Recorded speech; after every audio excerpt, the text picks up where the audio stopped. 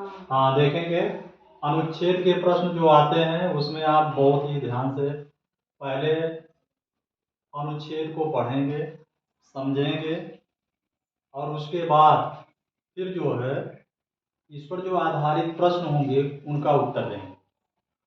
अगर आपने अपने हिसाब से उत्तर दे दिया तो आपको तो लगेगा कि सही है, लेकिन वो गलत भी हो सकता है। इसलिए जितना भी उत्तर देंगे सब आप इसी अनुच्छेद के हिसाब से ही देंगे।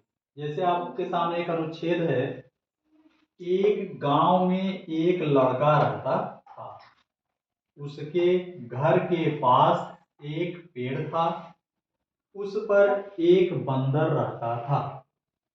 अब आप सोचते चलिए कि एक गांव है, एक लड़का रहता था, उसके घर के पास एक पेड़ था, आपके घर के पास भी एक पेड़ रहता है। तो ऐसे ही आप सोचते चलिए, कल्पना करते चलिए, जोड़ते चलिए। वह बहुत नटखट था, फिर भी उसकी माँ उसे बुलाती थी और उसे खाने के लिए केले और मिठाइयाँ देती थी। एक बार वह लड़का माँ के साथ मेला देखने गया। वे लोग घर में ताला लगाकर सुबह ही चले गए। शाम को लौटने पर उसने एक विचित्र बात देखी। वह बंदर उस दिन पेड़ छोड़कर कहीं नहीं गया। वृक्ष की सबसे ऊंची डाल पर बैठा बैठा वह सारे दिन उसके घर की रखवाली करता रहा। उसकी माँ ने उस दिन उसको बहुत सारी चीजें खाने को दी। तो इसको आपने पढ़ लिया। एक बार आप प्रश्न देखेंगे, फिर उसके हिसाब से आप इसमें देख करके उत्तर देंगे। पेड़ पर कौन रहता था? जैसे पेड़ पर कौन रहता था? कौवा, बंदर, चिड़िया, मैना। पेड़ पर कौन था? बंदर। बंदर सही हो गया। लड़के की माँ उसको क्या खाने को देती थी? फल, रोटी, सब्जी, केले और मिठाइयाँ। केले और मिठाइयाँ, क्योंकि उसे खाने के लिए केले और मिठाइयाँ देती थी।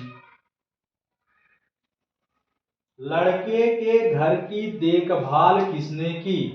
बंदर, कुत्ता, चिड़िया, मैना।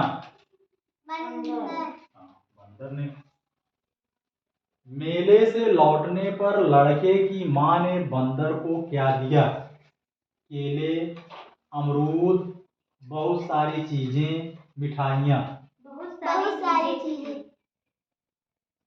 यहाँ देखिए, उसकी माँ ने उस दिन उसको बहुत सारी चीजें खाने को दी। तो अपना ये हो गया बहुत सारी चीजें। और फिर अब ये तो इतने इसी पर आधारित थे। एक जो है आपके अपने कॉमन सेंस पर निर्भर करता है कि विचित्र का अर्थ होगा मजाक, अनोखा, आश्चर्य, उपरोक्त में से कोई नहीं। अब यहाँ एक बार आप देख लीजिए विचित्र।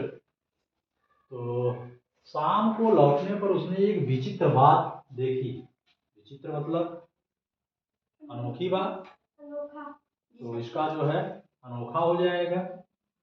तो इस तरह से आपने अनुच्छेद को पढ़ा और ध्यान से समझा, और जब आपने ध्यान से समझ लिया तो उस पर आधारित जो प्रश्न थे उसका उत्तर भी दिया।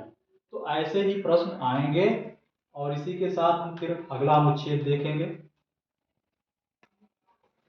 देखिए, इस तरह से हम अनुच्छेदों को जब पढ़ लेते हैं तब उसका भाव समझ करके उत्तर देते हैं। तो चलो आओ, अनुच्छेद पढ़ो और उस पर जो प्रश्न उसका उत्तर दो। यूनानियों के जीवन का मूल मंत्र था। और तेज आवाज में।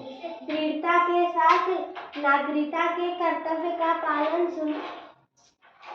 रात के समय ये यूनान कला एवं साहित्य में विशेष प्रगति पर था।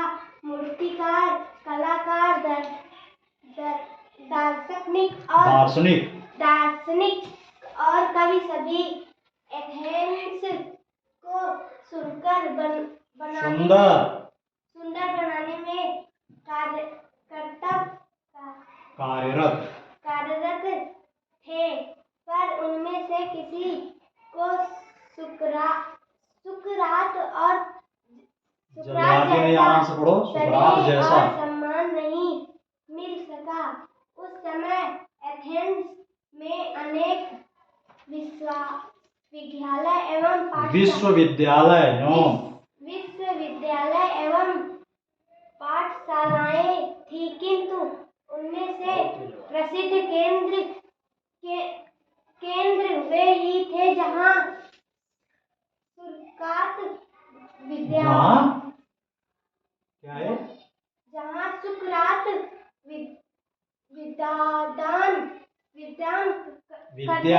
करते थे।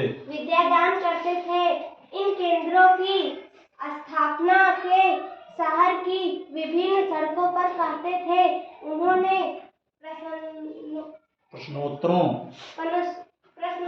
द्वारा ऐसी उत्तर प्रणाली का आविष्कार किया जो आगे चलकर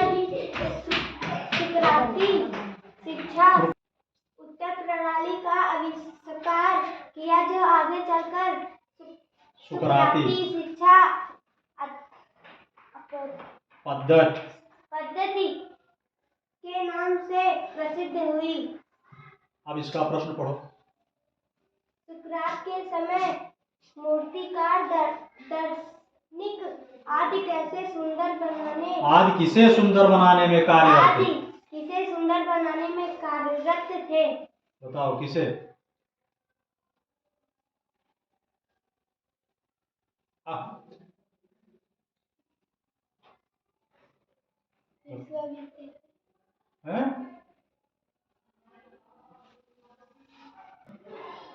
सुकरात के समय मूर्तिकार दार्शनिक आदि किसे सुंदर बनाने में कार्यरत थे। अभी आप देख रहे थे कि एक प्रयास बच्चे ने किया, तो पहला काम तो ये है कि जब वह उसके भाव को समझेंगे, हम तो मान लीजिए पढ़ लिए, उत्तर बता दिए, लेकिन जब बच्चा उस भाव को समझेगा तभी उत्तर दे पाएगा। इसलिए आप लोगों को हम बता दें कि बहुत ही ध्यान से उसको पढ़िए, लेकिन इस चीज़ का भी ध्यान में रखना है कि समय की भी बचत करना है। तो सुकरात के समय मूर्तिकार दार्शनिक आदि किसे सुंदर बनाने में कार्यरत थे। तो यही लाइन जब हम पढ़ते हैं कि मूर्तिकार, कलाकार, दार्शनिक और कवि सभी एथेंस को सुंदर बनाने में कार्यरत थे, तो इसका उत्तर हमको अपने आप मिल जाता है कि एथेंस को, मतलब इसका तीसरा विकल्प सही है। सुकरात के जीवन का मूल मंत्र क्या था? सुकरात के जीवन का मूल मंत्र क्या था? तो यहीं पर सुकरात विद्यादान करते थे और सुकरात के समय में यूनान कला साहित्य विशेष प्रगति पर था। सुकरात सुंदर बनाने में कार्यरत, स्नेह सम्मान नहीं मिल सका। अब इसमें क्या है? सत्य और अहिंसा, दृढ़ता से नागरिकता के कर्तव्य का पालन, परोपकार, सच्चाई। अब बताइए इसमें क्या था? तो यहाँ सुकरात भी यूनानी था और यूनानियों के जीवन का मूल मंत्र था दृढ़ता के साथ नागरिकता के कर्तव्य का पालन, मतलब दूसरा विकल्प सही है। यूनान किसके समय में कला और साहित्य में विशेष प्रगति पर था? फिलिस्तीनियों के, अंग्रेजों के, मुसलमानों के, सुकरात के। अब तमाम चीजों से हमको मतलब नहीं, इसमें जो चीजें हम पढ़े हैं उसमें सुकरात के समय का ही उल्लेख है, तो सुकरात के। उसके बाद आइए, सुकरात के विद्यादान के केंद्र शहर की विभिन्न सड़कों पर, यहाँ देखिए इसी पैराग्राफ में, इसी पैसेज में, इसी अनुच्छेद में है, तो सड़कों पर, इसका उत्तर सड़कों पर। प्रगति का अर्थ होता है उत्थान, विकास, एक और दो दोनों, इनमें से कोई नहीं। तो प्रगति का अर्थ उत्थान या विकास दोनों होता है, तो एक और दो दोनों, इसका तीसरा विकल्प सही है। इस तरह से हमने एक प्रयास किया अनुच्छेद का, जो कि नवोदय विद्यालय परीक्षा में हिंदी में भी बहुत ही विशेष योगदान देते हैं। तो बहुत ही ध्यान से इसको आप पढ़ेंगे, समझेंगे। बाकी इसी तरह से और अनुच्छेद आपको मिलते रहेंगे। धन्यवाद।